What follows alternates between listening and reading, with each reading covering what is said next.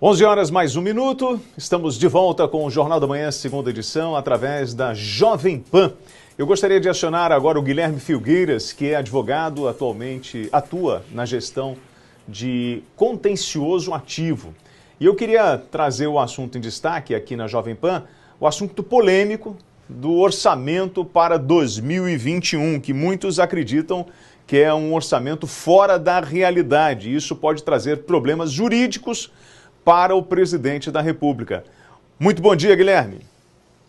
Bom dia, William. Bom dia a todos os ouvintes da Jovem Pan. É um prazer estar falando com vocês. Como é que você viu a aprovação do orçamento para o ano de 2021? Muitos erros? Muitos erros, William, muitos erros. Antes de tudo, eu acho importante a gente esclarecer para o nosso ouvinte um pouco da composição do orçamento brasileiro para eles conseguirem entender, de fato, a razão desses erros que existiram.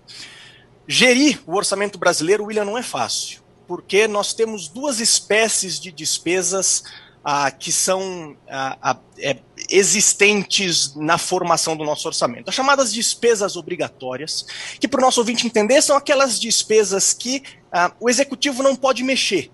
Elas têm sempre uma destinação específica. Basicamente, despesa para custear os salários do funcionalismo público, a previdência, aposentadoria, saúde, etc. Essas despesas são despesas que possuem um destinamento específico legal, ou seja, tanto o poder executivo quanto o legislativo não podem alterar e decidir mexer nessas despesas.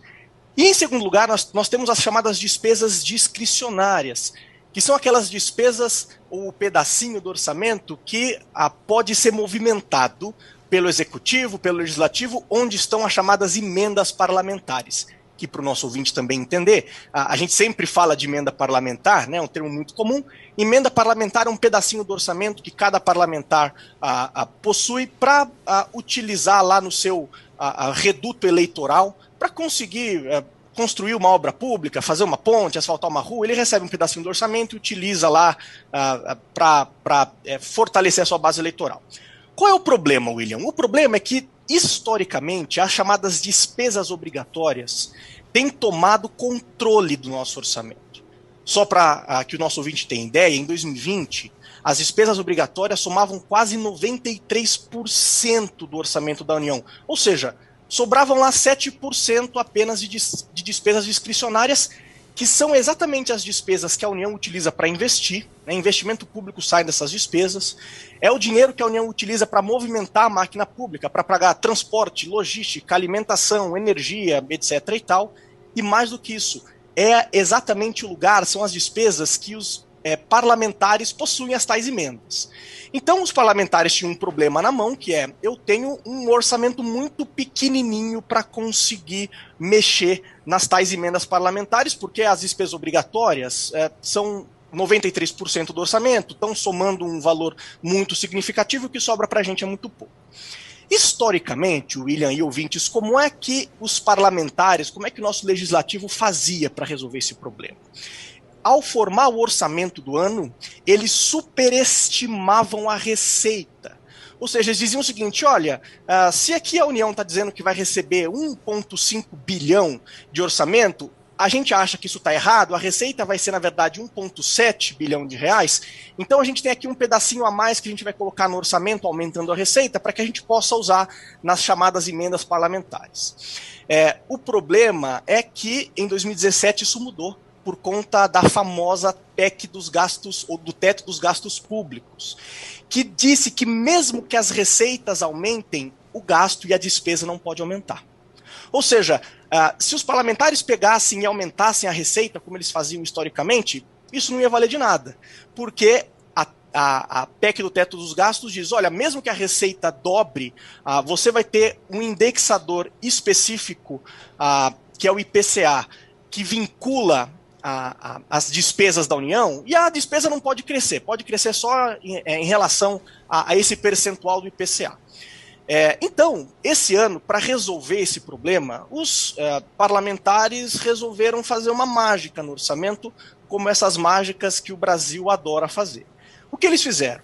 Eles pegaram e diminuíram o tanto de despesa do orçamento que vai ser levada para as despesas obrigatórias. Vou tentar exemplificar para o nosso ouvinte. Digamos, por exemplo, que a União precise por ano gastar 10 bilhões de reais para custear o salário do funcionalismo público, a saúde, a aposentadoria, etc. O que os parlamentares fizeram? Olha, o governo vai ter para custear esses benefícios esse ano 8 bilhões de reais. Por quê? Porque aí sobra um espacinho de 2 bilhões para que os parlamentares possam usar exatamente nas emendas parlamentares. Qual é o grande problema disso? O orçamento, como disse inclusive o próprio ministro da Economia, é importante dizer que os parlamentares fizeram isso à revelia do ministro da Economia, a equipe econômica não participou desse debate, aliás, é contra esse debate. O grande problema disso é que as despesas obrigatórias ainda existem.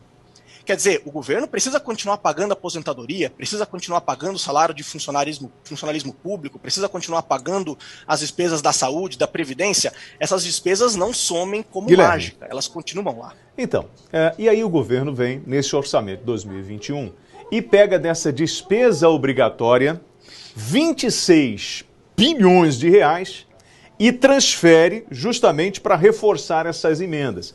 Detalhe, para fazer isso, você, no mínimo, teria que ter uma justificativa técnica, correto? Mas você não tem. Então, o que pode acontecer com isso?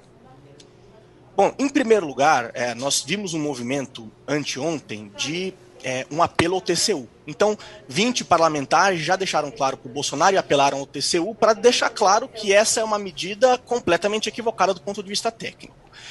O próximo passo, William, para a aprovação desse orçamento é a sanção do presidente da República, que foi, inclusive, aconselhado pelo ministro Paulo Guedes a vetar, pelo menos parcialmente, mas preferencialmente de maneira integral, esse projeto do orçamento. Por quê? Porque o presidente está numa enrascada aqui. O orçamento, originalmente, já fura o teto de gastos. Para que as despesas obrigatórias sejam pagas, se o presidente sancionar, ele provavelmente, como apontou ontem a instituição fiscal independente do Senado, ele provavelmente vai furar o teto de gastos, e aí tem um problema aqui chamado de crime de responsabilidade fiscal, que inclusive pode ocasionar num processo de impeachment lá na frente. Por outro lado, se ele não aprovar, se ele não sancionar, ele vai comprar uma guerra com o Centrão, porque o movimento para aprovação desse projeto foi partido do próprio Centrão, que, como nós sabemos, ou melhor, está numa aproximação constante do governo nos últimos meses, até um pouquinho antes da pandemia estourar, como nós temos visto agora. Então, o presidente está numa sinuca de bico, porque ou ele sanciona isso e vai incorrer em crime de responsabilidade fiscal, e provavelmente o TCU vai reprovar, ou ele veta, e aí vai ter uma guerra política, provavelmente, com o Centrão. Então, e aí pode cair na conta dele, como você falou, e a gente vem observando essas loucuras que estão acontecendo em Brasília. Nós tivemos, inclusive, um episódio que mexeu com o mercado. O presidente do Conselho do Banco do Brasil renunciou ao cargo, reclamou da interferência do presidente Jair Bolsonaro. Gente, eu tenho uma reportagem aqui, Guilherme, que mostra justamente isso. Acompanhe comigo. Hélio Magalhães, que respondia pela presidência do Conselho de Administração do Banco do Brasil, entregou o cargo nesta quinta-feira. Ele havia sido indicado pelo ministro da Economia, Paulo Guedes. No entanto, passou a discordar da interferência do presidente Jair Bolsonaro na instituição.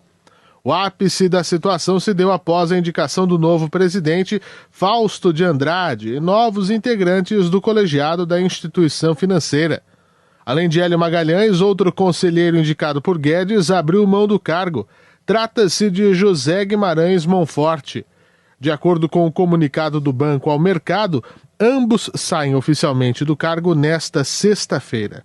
Magalhães diz que o governo, responsável por controlar o banco, vem tratando com reiterado descaso a instituição e outras estatais de capital aberto. Bolsonaro decidiu mudar a presidência do banco com a demissão de André Brandão por alguém alinhado com ele.